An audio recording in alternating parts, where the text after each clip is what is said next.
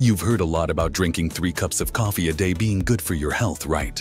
However, that's not entirely true. In some cases, drinking coffee inappropriately can actually be detrimental to your health. Did you know that coffee with certain foods can lead to cancer and dementia? Even your everyday coffee has the best and worst combinations with food. To help prevent cancer and dementia, I'm going to tell you the 3 worst foods that should not be combined with coffee and the 3 best foods that pair perfectly with it. This video will be extremely informative and helpful.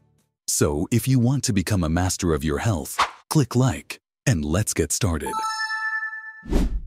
It's often said these days that we live in the coffee states, as our country is one of the largest consumers of coffee in the world.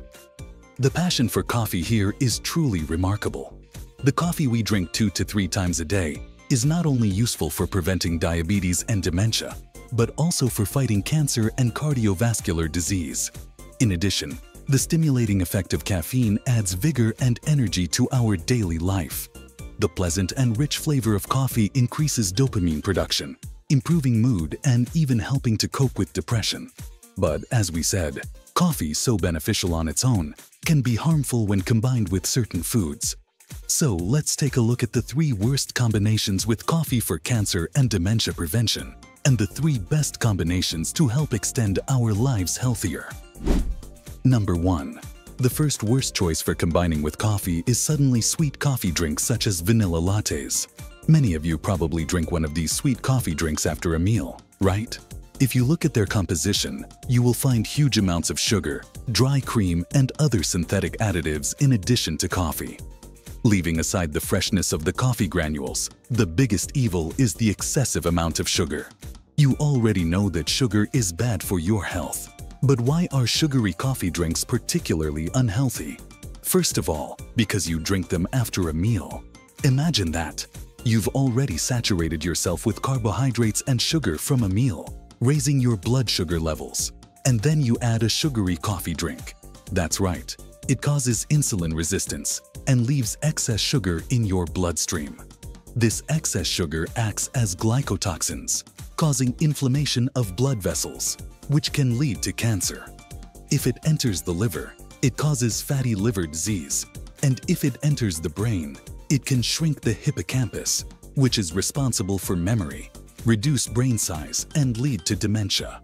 In addition, increased insulin resistance is a direct pathway to diabetes, obesity, high blood pressure, and other metabolic syndromes.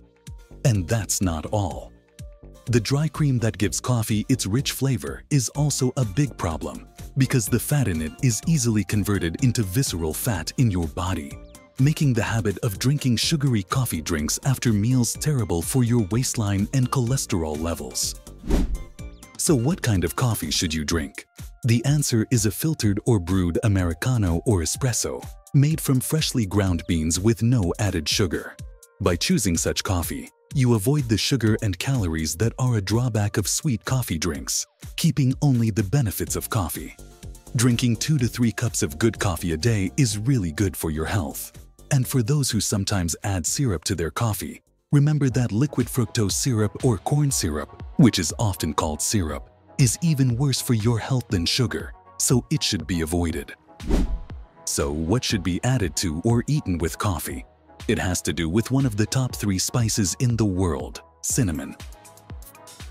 In Mexico, adding a cinnamon stick to coffee is a traditional health and longevity secret known as café de olla. Did you know that coffee is good for your heart health? A recent study presented at the European Society of Cardiology conference showed that 3 cups of coffee a day can significantly reduce the risk of stroke and cardiovascular disease by 60%. Why is this so, you may ask? Because coffee is rich in antioxidants called polyphenols. Surprisingly, the amount of polyphenols in coffee is 3 times higher than in green tea and 9 times higher than in black tea. These components not only strengthen blood vessels and purify the blood, but also reduce inflammation in the blood vessels. And now for the main point. Cinnamon is also rich in these amazing antioxidants, polyphenols. When combined, coffee and cinnamon create an incredible synergistic effect. Interestingly, The polyphenols in cinnamon help dilate blood vessels and nourish joints. With the onset of cold weather, many people experience numbness and swelling in their hands and feet. The combination of coffee and cinnamon can help improve circulation. You can put a cinnamon stick in your coffee or simply mix it with half a teaspoon of cinnamon powder for the perfect combination. This is a great combination that is worth trying. Number 2. The second worst product to combine with coffee is medications. This applies not only to supplements, but also to any prescription medication you take. Are there those of you who believe that the caffeine in coffee speeds up your metabolism and makes the medication more effective? Or do you take supplements after meals and wash them down with coffee? By doing so, you are not only reducing the effectiveness of the medication, but can also cause serious health problems. Drinking coffee when you're tired can temporarily beat drowsiness and improve your concentration, right? That's because the caffeine in coffee stimulates blood circulation, waking you up and giving you a burst of energy. While this is good on its own, mixing it with medication is very risky. For one thing, supplements contain many nutrients such as vitamins B, C, D, or minerals like iron. But the caffeine in coffee can block the absorption of these beneficial ingredients in your stomach, rendering them useless. What's more, mixing coffee with prescription drugs can lead to even more problems. Common medications such as aspirin and stomach medications, when taken with coffee, can increase the acidity in your stomach and cause serious irritation. This can lead to serious problems such as stomach cramps, perforations, and ulcers.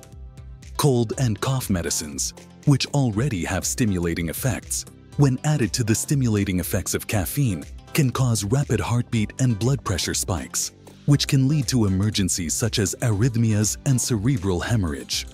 Also, if you are taking diuretics to treat conditions such as high blood pressure, the diuretic effect of coffee can overload your kidneys. Therefore, it is extremely important to avoid drinking coffee along with supplements and prescription drugs. If you wait 1 or 2 hours between the two, you can enjoy the benefits of medications and coffee without any problems. Many of you like to add milk to your coffee to make a latte or cappuccino, right? Adding milk not only softens the bitterness and acidity of coffee, making it softer and creamier, but it also improves its health benefits. Have you noticed that after drinking coffee, you feel like going to the restroom more often? This is due to the diuretic effect of the caffeine in coffee, which aids metabolism and circulation, speeding up the elimination of waste from the body. While this can be beneficial, it also creates a big problem. Caffeine can cause calcium to be flushed out of the body along with it. This is why coffee is sometimes referred to as a calcium snatcher. Moreover, caffeine can even interfere with the absorption of calcium in the body. So how do you combat this deficiency? By combining coffee with the king of calcium, milk. Although caffeine removes calcium from the body, the sufficient amount of calcium in milk allows us to drink coffee without worry. In addition, the bitter and sour taste of coffee can stimulate the production of gastric juice. Milk creates a protective layer in the stomach and neutralizes the acidity, making it a great choice. In addition, the addition of protein balances the nutritional value of coffee, making milk and coffee a perfect combination. Number 3. The third worst food to pair with coffee may surprise you. It's chocolate. A sweet chocolate cake with a cup of Americano can be delicious, as can coffee drizzled with chocolate syrup, such as a chocolate frappuccino. Some people even combine dark chocolate with coffee for dietary purposes. But wait a minute. Coffee is known as a weight loss aid. But do you know why? It's because of brown fat. When we think of fat, we often think of the bad kind that leads to weight gain, such as visceral fat, which stores excess nutrients as white fat in your body. On the other hand, there is good brown fat that burns bad fat and helps prevent obesity. Surprisingly, the caffeine in coffee stimulates this good brown fat, promoting weight loss. In addition, caffeine increases metabolism, speeding up fat burning. But here's the catch. Combining dark chocolate and coffee may seem like a diet enhancement, but it can lead to serious problems. The reason is that both chocolate and coffee contain caffeine. Therefore, if you drink coffee and eat chocolate together, you are consuming too much caffeine. The American Heart Association warns that excessive caffeine consumption can cause a strong stimulant effect, increasing the risk of heart attacks due to arrhythmias. So from now on, it's better to enjoy chocolate and coffee separately. So what snacks can go well with coffee? Did you know that coffee is good for brain health and preventing dementia? It's true. The caffeine found in 2 to 3 cups of coffee a day actually stops the formation of tau protein, which can cause dementia. In addition, the antioxidants in coffee protect and even promote the regeneration of nerve cells in the brain. This means that coffee can improve cognitive ability and memory, and is a good preventative for dementia, Alzheimer's, and Parkinson's disease. And now for the best part. When you combine nuts with coffee, you get an amazing synergistic effect. Did you know that the brain consumes about 20% of our body's energy? That's why it's so important to supply your brain with the nutrients it needs. Nuts such as walnuts, almonds, and peanuts are not only full of different nutrients, but they are also rich in unsaturated fatty acids that activate brain cells. This not only improves memory, but also clears fat from the blood vessels, making them cleaner. Better blood circulation means more oxygen for the brain. Don't forget to take a handful of nuts with your coffee next time. Nuts will add flavor and improve your health. So we've covered the 3 worst and 3 best combinations with coffee. Now it's time to summarize the results. Instead of sweet blends, choose brewed or filtered good coffee and sprinkle it with cinnamon or nutmeg to give it a healthy flavor. Also, do not wash down your coffee with additives or prescription medications, but drink it with milk. Don't combine coffee with chocolate, but combine it with nuts for better brain health. How about this option?